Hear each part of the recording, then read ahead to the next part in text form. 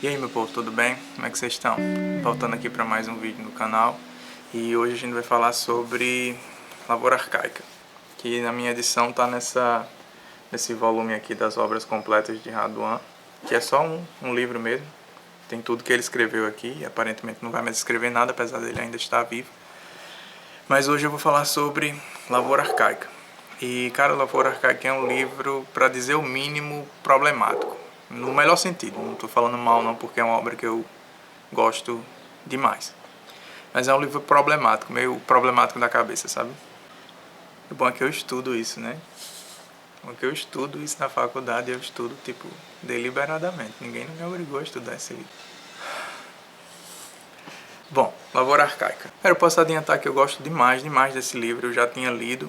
Nessa releitura eu passei a gostar ainda mais. Talvez você já tenha ouvido falar porque é um livro, dá pra se dizer que é um livro importante da literatura brasileira contemporânea. Ele foi lançado em 1975 e é um livro bem pesado, bastante pesado mesmo. Então vamos lá, basicamente a gente vai encontrar aqui o trecho, um recorte na história de uma família que é composta por um patriarca, sua esposa e alguns filhos. Eu vou falar aqui sobre três ou quatro desses filhos. Então a gente tem o André, que é o narrador, é o personagem principal, é até o Selton Mello no filme. Tem o Pedro, tem a Ana, entre outros. Tem também um que eu vou falar mais pra frente, que é o irmão mais novo, que é o Lula. De antemão vou lhe falar que não é um livro fácil, e essa dificuldade ela vem em diferentes camadas.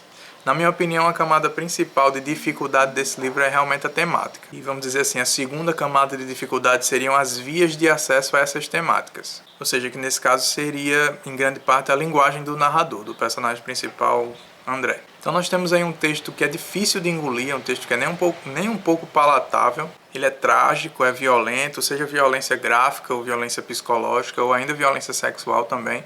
E além de ser um livro difícil de engolir, quando você consegue atravessar essa barreira linguística, você encontra a temática que é mais difícil ainda. O André é um cara muito difícil de se lidar. Ele é tipo aquela pessoa esquisita, aquele primo esquisito que todo mundo tem. O André é um cara que não se dá muito bem com seus familiares, principalmente com o pai, nesse caso com os valores do pai. Daí acontecem algumas coisas na casa dele, que eu vou falar um pouco sobre elas mais pra frente, vou tentar resguardar o máximo possível do enredo, pra não dar spoiler, que fazem querer sair de casa, querer sair do seu ambiente familiar. Então ele vai embora, ele decide partir, ele vaza da casa dele, ele vaza da casa dele no estilo meio filho pródigo, assim, e vai viver uma vida cheias de experiências, cheias de aventuras, cheia de vinho e cheia de prostitutas também. Inclusive é interessante que ele guarda uma caixa, e essa caixa ela contém alguns dos tesouros dele, como ele próprio fala, e cada um desses objetos estão associados a algumas dessas aventuras. Então são coisas normalmente associadas a mulheres, colares,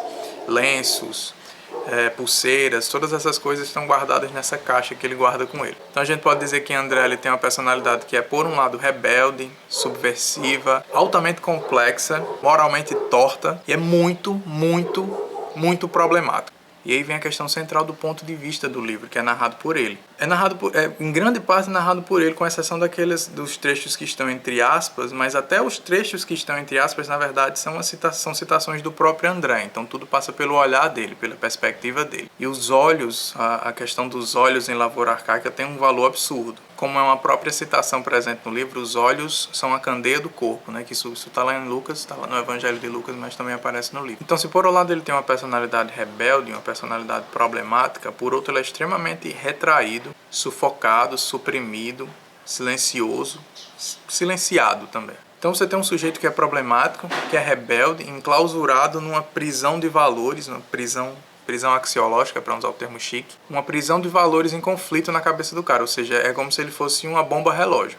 Ele é uma bomba relógio que nunca explode. E aí é que tá, porque outros personagens assumem a explosão que deveria ser dele. O livro começa, na verdade, com uma longa conversa entre o André e o seu irmão Pedro. O Pedro vai procurá-lo para tentar convencer ele a voltar para casa, já que ele tinha ido embora. E boa parte do livro se dá ao longo dessa conversa, com interrupções da memória dele, ou de reflexões, ou de situações que ele viveu dentro dessa própria conversa. Então André ele vai falar para o irmão Pedro tudo que o fez sair de casa. Ou seja, a autoridade religiosa do pai, quando ele só queria ser vida louca, queria ser porra louca, e o pai era um pastor extremamente religioso. A relação absurdamente esquisita que ele tem com a irmã, e eu vou chamar de absurdamente esquisita para tentar não entregar muita coisa. Ele tem uma relação extremamente problemática com a irmã, Ana. Ele também relata um pouco da hipocrisia que ele encontrava nos valores da família, como ele fala dos gemidos que ele escutava nos corredores. Então muitas dessas coisas o fez fugir de casa, o fez sair, abandonar tudo que ele vivia. E como a gente está lendo a partir da perspectiva dele, o nosso primeiro movimento é se sensibilizar com essa situação, se sensibilizar com a narrativa dele. E nessa conversa com o Pedro, nessa conversa entre o André e o Pedro, o Raduan Nassar ele vai desmembrar a narrativa em diversas linhas, diversas camadas temporais. Inclusive essa percepção, esse insight, essa noção dos tempos, eu estou pegando emprestado aqui para esse vídeo e para minha tese também do meu amigo Ramon, que deu um curso sobre lavoura arcaica e me ajudou demais na minha leitura do livro. Vou deixar aqui na descrição o perfil dele no Instagram para vocês darem uma olhada lá. Consegui o cara que tem muita coisa foda no perfil dele. Então nós temos aí o tempo da conversa, a conversa entre o Pedro e o André, que é um tempo atual, o tempo da narrativa do livro. Além desse tempo, nós temos também o tempo da consciência de André, que é onde está guardada toda a reflexão que ele faz sobre o passado, sobre as suas memórias. E como uma espécie de anexo a esse tempo da consciência, esse tempo da lembrança, a gente tem também um tempo de um passado específico, que é a narrativa de um sermão do pai dele, antes da saída de André da sua casa. Então, por exemplo, esse modelo de narrar é uma das camadas que dificulta a leitura da obra, a percepção do tempo ao longo da história. Outra camada seria a linguagem, ou seja, a pontuação, as metáforas que o autor utiliza, as associações do personagem dentro e fora do livro. Então você tem associações com a Bíblia que estão explícitas e outras que não estão tão explícitas assim. Então você tem associações e diálogos com a cultura, com os valores, com os tabus sociais, com os tabus sexuais e tudo mais. Cara, é muito difícil falar sobre esse livro sem dar spoiler, mas vai dar certo. Porque eu acho importante a pessoa, tipo assim, ter um impacto, sabe, das coisas. Provavelmente o cara que chega nesse livro ele já sabe de muita coisa que tá acontecendo, mas vai que não saiba, né? Então, tipo, além do André, que seria o personagem principal, a gente vai ter aí também, como eu mencionei, além de outros irmãos, eu vou falar um pouco sobre o Pedro, sobre a Ana e sobre o mais novo, o Lula. Olha, o Pedro ele poderia ser descrito, pelo menos na perspectiva do próprio André, como uma extensão do pai. Então, por vezes, ele é associado ao próprio pai dos dois. Quando o André está falando com ele, o Pedro faz um gesto, algum movimento, alguma palavra, alguma frase que o André enxerga o próprio pai naquela ação. Como ele fala, era a voz do meu pai, era o gesto do meu pai.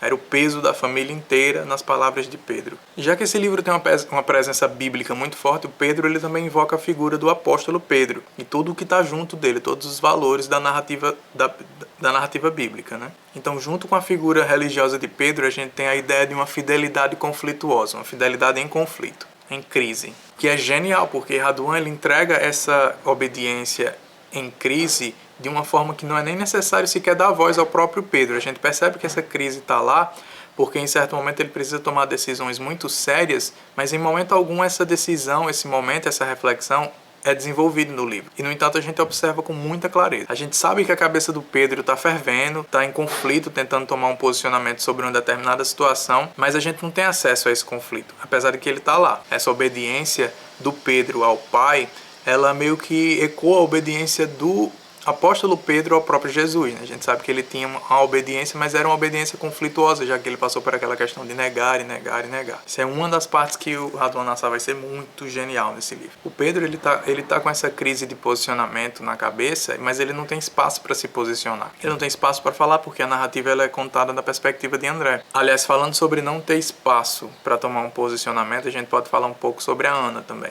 A Ana ela é uma personagem fascinante, só que nós não temos acesso ao discurso dela, porque ela em momento algum no livro tem voz, ela não fala. E o silêncio de Ana é uma coisa muito emblemática para a narrativa. Tem a cena lá da capela que é maravilhosa, incrível, que o André está falando exaustivamente e ela calada na dela. Essa cena é incrível. Ana é descrita por André como alguém que está muito próximo a ele, alguém que trazia o demônio no corpo, como ele fala. Igual a ele. Acho que é o demônio que ele fala, alguma coisa assim desse tipo. Em termos de semelhança, então aí você vai ter uma personagem que pode trazer junto com ela também a rebeldia, também a subversão. Inclusive, uma das tantas reflexões interessantes que a gente pode fazer em cima de Lavoura Arcaica, e desse ponto de vista na questão mais estrutural mesmo, é a ideia do, como eu falei, do ponto de vista. Então, por exemplo, se você pega livros que são importantíssimos para a história da literatura, como sei lá, Mrs. Dalloway ou Great Gatsby, são livros que se sustentam na questão do ponto de vista, porque se você pensar Mrs. Dalloway sobre um outro ponto de vista, com toda absoluta certeza seria um livro totalmente diferente, do mesmo jeito do Grande Gatsby. Então muita gente imagina como seria o Grande Gatsby pela perspectiva da Daisy, por exemplo. E uma reflexão interessante de fazer seria pensar como Lavoura Arcaica seria na perspectiva de Pedro, ou principalmente na perspectiva de Ana. Ou então Radon Nassar poderia dar uma de Dostoiévski, que dá vozes a mais personagens. Tenho certeza que esse livro contado na perspectiva de Ana seria tão incrível como ele já é, ou talvez até mais. Outro personagem que tem uma participação muito importante é o Lula, que é o irmão mais novo, que todos têm uma preocupação muito grande para que ele não sofra a má influência do irmão André. E ele, apesar de ser um personagem mais jovem, tem uma questão meio implícita no livro, que é também uma treta pesadíssima dele com o irmão. Então o Lula, ele fala pro irmão que quer também seguir os passos dele, ou seja, sair de casa, viver uma vida pródiga, cheia de aventuras, cheia de descobertas. Eu acho que na segunda parte do livro que a gente tem uma imagem que o Radon apresenta muito massa, que é a representação da organização da família na mesa. Então a gente vai ter no centro o pai, e é interessante falar que quando a gente fala pai nesse livro, é pai com P maiúsculo, ou seja, ele é o cara que é o pai, o patriarca da família, mas ele também tem o valor do pai. Então ele é o patriarca, ele é o próprio pai, ele é a figura de Deus, ele é tudo que está sobre essa imposição autoritária na família. Então você tem o pai no centro, juntamente da mãe, e do lado direito, alguns dos irmãos, entre eles o Pedro. Já do lado esquerdo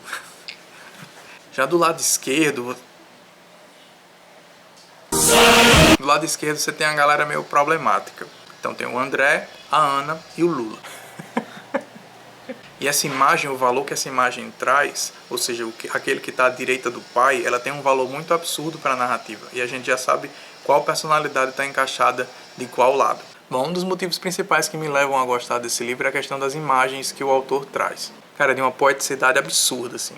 Inclusive, a poeticidade é um dos aspectos que divide opiniões, que eu conheço pessoas que não gostam com razão, porque realmente algumas vezes é bem exagerado, mas eu gosto muito. Na maioria das vezes é de uma imagem sublime muito forte, de muita beleza mesmo. E eu vou citar alguns trechos aqui pra gente dar uma olhada. Então tem uma parte que ele fala assim, ó: não há paz que não tenha um fim, supremo bem um termo, nem taça que não tenha um fundo de veneno. Então aí você tem a questão do vinho. O vinho é um valor muito importante para o Lavoura Arcaica, porque você tem de um lado o vinho da ceia, do sangue de Cristo, mas do outro lado você tem também o vinho de Dionísio, da loucura, da bebedeira, da aventura. Tudo isso enclausurado na mesma palavra, no mesmo valor do vinho. O vinho do vermelho, do Baudelaire, cara, você já ficou louco de vinho, você tem uma noção do que é. Outro trecho que ele fala é o seguinte, ele diz assim: a natureza logo fazendo de mim seu filho, abrindo seus gordos braços, me borrifando com seu frescor, com o frescor do seu sereno, me enrolando num lençol de relva, me tomando feito menino no seu regaço, cuidaria cheia de zelo dos meus medos, acendendo depressa a luz da aurora. Cara, outro valor muito importante também além do vinho é a questão da natureza, que também, como o vinho, é muito ambíguo, porque você tem a natureza que entrega as coisas, a natureza que propicia, por exemplo, a lavoura, a agricultura, o nascer das coisas, mas por outro lado você tem a natureza que destrói, a natureza que traz uma tempestade, um caos, a violência.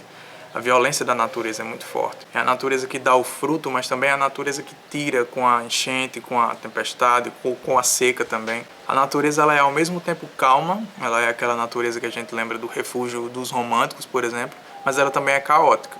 A natureza é uma força com a qual você não dialoga, ela se impõe, seja qual for a situação. Não sei se vocês eram assim também, mas quando eu era criança, eu tinha essa noção de tranquilidade associada ao amanhecer, à aurora. Quando ele fala assim, acendendo depressa a luz da aurora, é uma imagem muito bonita, cara, porque ele traz tranquilidade, essa ideia de abraço, de aconchego. Mas no mesmo romance a gente encontra figuras de violência também associadas à natureza, então é um valor ambíguo, assim como o vinho. Percebe que o tempo todo a narrativa está lidando com valores em conflito, valores que trazem dentro de si o próprio conflito, dentro da palavra mesmo. Já está tudo lá, e Radwan sabe como trazer para dentro da narrativa esse conflito das ideias, dos valores dentro das palavras. Por exemplo, entre tantas outras, natureza, vinho. Ele traz essa palavra pesada, carregada para umas imagens que você fica assim,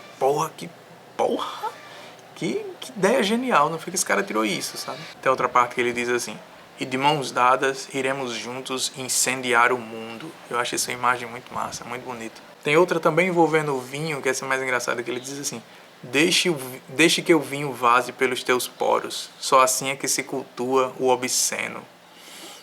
É, massa, né? Já imaginou, você vai chamar a meninazinha para ir para sua casa, tomar um vinho, assistir um Netflix. Aí você manda essa, pô. Você diz assim, e aí, vamos assistir...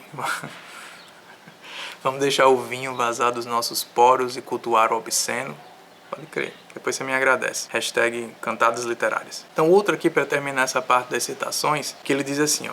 Fui confessando e recolhendo nas palavras o licor inútil que eu filtrava, mas que doce amargura dizer as coisas.